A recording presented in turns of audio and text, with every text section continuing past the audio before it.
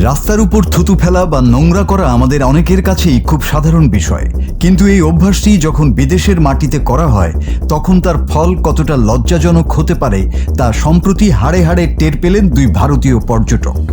নেপালের রাস্তায় তাদের সাথে ঠিক কী ঘটেছিল? ঘটনাটি নেপালের একটি পাহাড়ি রাস্তার। দুই ভারতীয় যুবক গাড়ি চালিয়ে যাচ্ছিলেন।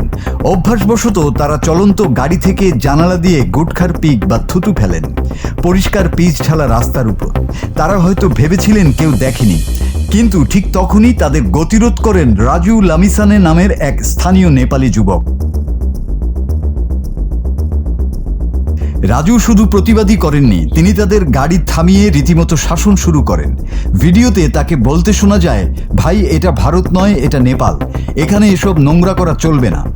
ভারতীয় পর্যটকরা বারবার সরি বলছিলেন, কিন্তু রাজু ছিলেন অনড়। তার সাফ কথা, শুধু সরি বললে হবে না, যে নোংরা করেছে তার নিজেকেই পরিষ্কার করতে হবে।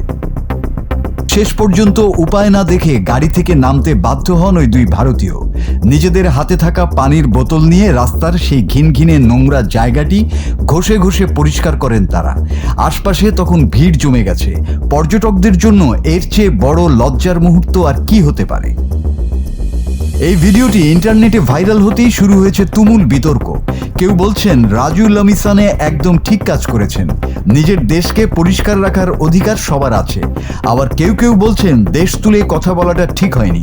তবে বিতর্কের ঊর্ধ্বে গিয়ে এই ঘটনা আমাদের একটি বড় শিক্ষা দেয়। আমরা যেখানেই যাই না কেন সেই জায়গার পরিচ্ছন্নতা বজায় রাখা আমাদের দায়িত্ব। মাসুদ হাসান, বাংলা টিভি।